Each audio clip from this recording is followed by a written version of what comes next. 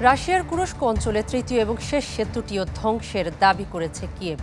Moscow থেকে রুশ সেনাদের অস্ত্র সরবরাহের যে ৩টি সেতু ছিল ৭ দিনের কম সময়ে তার প্রতিটি গুঁড়িয়ে দিয়েছে ইউক্রেনের বিমান বাহিনী। স্যাটেলাইট থেকে পাওয়া ছবিতে দেখা যায় সেইম নদীর সেতু থেকে উঠছে কালো ধোঁয়া। সোমবার পর্যন্ত কুরস্কের ১২৫০ বর্গ কিলোমিটারের বেশি অঞ্চলের নিয়ন্ত্রণ নেয়ার দাবি করেছে ইউক্রেন।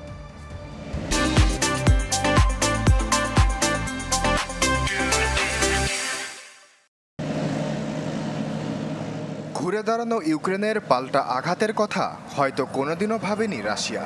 তাই তো দ্বিতীয় বিশ্বযুদ্ধের পর নিজ ভূখণ্ডে প্রথমবার বিদেশি সেনাবাহিনীকে দেখেও খানিকটা হতবিহ্বল দশা তাদের। কুরস্কে ২ সপ্তাহ চোখ রাঙালেও ইউক্রেন বাহিনীর বিরুদ্ধে এখনও তেমন কোনো অগ্রগতি নেই রুশ সেনাদের।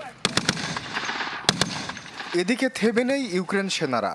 পশ্চিমা মিত্রদের কাছ থেকে পাওয়া অর্থ ও অস্ত্রের পূর্ণাঙ্গ ব্যবহার করছে তারা।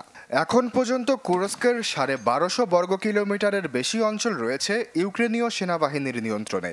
গেল ২৪ ঘন্টায় অভিযান চালিয়ে কুরস্কের আরও ২টি গ্রাম দখল করেছে কিয়েভ। সুজা অঞ্চলে আরও ৭০০ কিলোমিটার অঞ্চল দখলে নিতে চলছে তুমুল লড়াই। রাশিয়ার কুরস্ক অঞ্চলে আমাদের অভিযান অব্যাহত আছে। বেশ কিছু অঞ্চলে অগ্রগতিও হয়েছে সেনাদের। বর্তমানে রাশিয়ার ১২৫০ কিলোমিটার এলাকা আমাদের দখলে। ইউক্রেনের স্বাধীনতায় এটি সবচেয়ে বড় পদক্ষেপ। অসংখ্য রুশ সেনাদের গ্রেপ্তার করতে সক্ষম হয়েছি আমরা।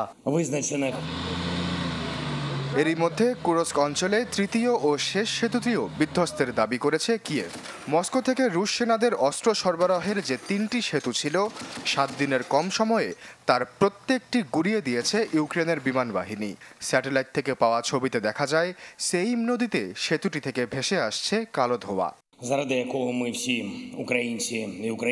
কুরস্ক অঞ্চলে যেসব সামরিক ঘাঁটি দেখেছি আমরা, যে ধরনের অস্ত্র মোতায়েন ছিল এখানে, তা দেখে আমরা নিশ্চিত শান্তির কোনো পরিকল্পনা নেই পুতিনের। তাই তাদের ভূমিতে আমাদের অভিযানের বৈধতা রয়েছে। ইউক্রেন সেনারা এগিয়ে আসায় রাশিয়ার বিভিন্ন গ্রাম থেকে সরিয়ে নেওয়া হয়েছে ১,২১,০০০-এর বেশি বাসিন্দাদের। আশ্বাস চৌধুরী, চ্যানেল 24।